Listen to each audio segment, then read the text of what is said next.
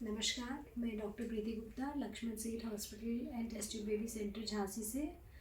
हम लोग जो आजकल वो कर रहे हैं एक कैंपेन जैसा, मतलब मैं आप लोगों को कुछ ना कुछ बताऊंगी रोज़। मैंने आपसे ये प्रॉमिस किया था, तो आज मैं फिर से उपस्थित हो गई हूँ। अगर आपको ये वीडियो पसंद आए प्लीज़ लास्ट तक देखिए, उसको लाइक ज़रूर करिए और सब्सक्राइब ज़रूर करिए।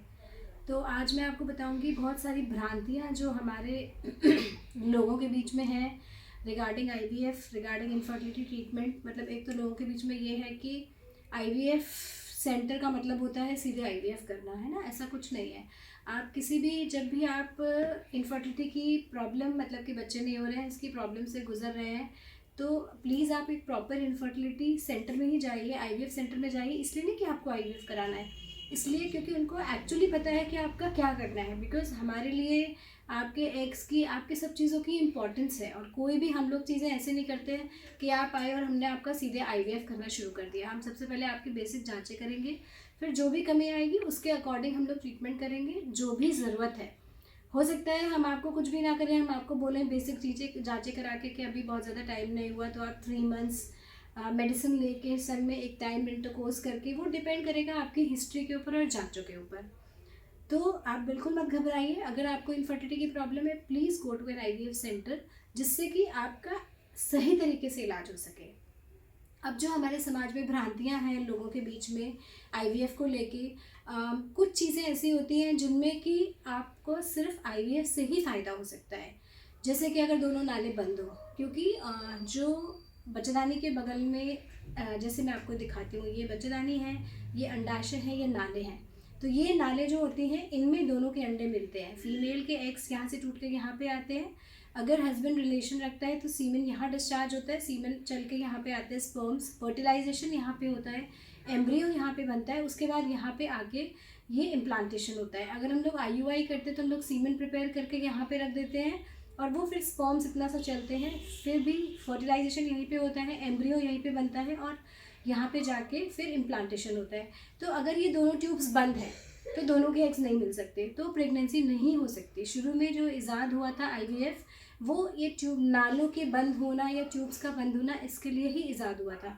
तो अगर आपके ट्यूब्स बंद हैं, ये एक ऐसी समस्या है जो कि अगर हमने इसके बाद, अगर ट्यूब्स बंद हैं, हमने एक बार डायग्नोस्टिक हिस्ट्रोलैप्रोस्कोपी करते हैं दूरबीन से, जो हम जांच करते हैं, वो हमने जांच कर ली और उसके बावजूद ट्यूब्स नहीं खुले हैं, तो फिर बेहतर होता है कि हम आईवीएफ कराएं, बजाय इसके कि हम आपसे बोलें आईवीएफ और आप छोड़ के चले जाएं।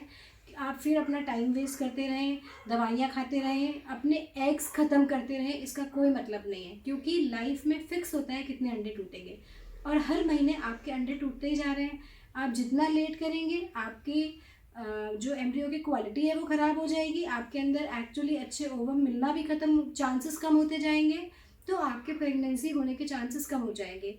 आप जितना लेट करोगे, अगर आपके एग्स ख़त्म हो गए, प्रेगनेंसी तो भी होती है लेकिन फिर हमें डोनर एग्स लेने पड़ते हैं, मतलब हमें आपके एग्स भी नहीं मिलते, या फिर हमें क्वालिटी इतनी ख़राब मिलती है, जो एजिंग एग्स होते हैं उनसे अच्छे एम्ब्रियोज नहीं बनते, उससे अबॉर्शन होने के चांसेस होते हैं। तो कुछ इंडिकेशंस ऐसे हैं, जैसे ट्यूब बंद है तो आप प्लीज़ आईवीएफ कराइए, फिर आप मत सोचिए कि आपको नहीं कराना है। दूसरी चीज़ होती है कि आपका महीना बंद हो चुका है, आपके अंडे ख़त्म हो गए हैं, तो भी ज़्यादातर, मतलब ज़्यादातर क्या, फिर तो आपके पास एक ही तरीका बचता है टेस्ट ट्यूब बेबी, उसमें भी हम लोग को डोनर के एग्स लेने पड़ते हैं।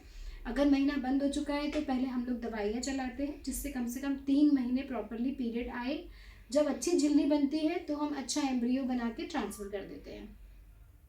सेकेंडली कुछ चीज़ें होती हैं, जैसे कि हस्बैंड के सीमेन में बहुत ही ख़राब स्पर्म्स हैं, बहुत कम हैं, जबकि हम आईयूआई से प्रिपेयर कर रहे हैं तो भी अच्छा नहीं हो रहा है, तो फिर हमें आईवीएफ करना पड़ता है, जिसमें हम आईवीएफ इक्सी करते हैं। इक्सी का मतलब होता है इंट्रा साइटोप्लाज्मिक स्पर्म इंजेक्शन। इसमें हम लोग क्या करते हैं, एक ओवम लेते हैं और एक स्पर्म अंदर डालते हैं माइक्रोस्कोप में देख के, फिर वो मशीन में एम्ब्रियो बना के फिर वापस ट्रांसफ़र करते हैं। ठीक है। तो अगर दूसरी चीज़ होती है कि हस्बैंड के स्पर्म्स में नील है लेकिन टेस्टिस में है, तो फिर हम लोग टीसा करते हैं, उसमें हम लोग जो अंडकोश होते हैं उससे आदमी के स्पर्म्स निकालते हैं और फिर इक्सी करते हैं, और फिर वापस भ्रूण को डाल देते हैं यूट्रस के अंदर, डेवलप होने के बाद, ब्लास्ट कल्चर करने के बाद, जो कि डे 6 एम्ब्रियो होता है। तो ये दो चीज़ें हो गई, इनमें हमारा इंडिकेशन सीधे सीधे आईवीएफ है। अच्छा, भ्रांतियाँ जो हमारे बीच में लोगों में फैली हुई हैं, जैसे मैंने कहा किसी पेशेंट को कि ट्यूब्स बंद है, आप आईवीएफ करा लो, तो मरीज़ भाग जाएगा। क्यों भाग जाएगा? क्योंकि वो कहेगा आईवीएफ क्यों कराना, हमें तो अपना बच्चा चाहिए। जबकि ऐसा कुछ नहीं है कि आईवीएफ में आपका बच्चा नहीं होगा। आईवीएफ में आपका ही बच्चा होगा, आपके ही ओवम्स होंगे, आपके ही हस्बैंड के स्पर्म्स होंगे और मिला के एम्ब्रियो बना के डाला जाएगा। It is an assisted reproductive technique, मतलब कि हम असिस्ट कर रहे हैं, क्योंकि आपको प्रेगनेंसी नहीं हो रही, क्योंकि कुछ कंडीशंस ऐसी हैं जिससे कि फर्टिलाइजेशन नहीं हो पा रहा है। ठीक है, तो आप ये मत सोचिए, ये भ्रांतियाँ बिल्कुल अपने दिमाग से निकाल दीजिए कि आईवीएफ में किसी दूसरे का बच्चा होता है, हमें किसी दूसरे का क्यों करना, अभी तो हमें अपना करना है। और आप भाग जाएंगे, उससे आप सिर्फ अपना नुकसान करेंगे।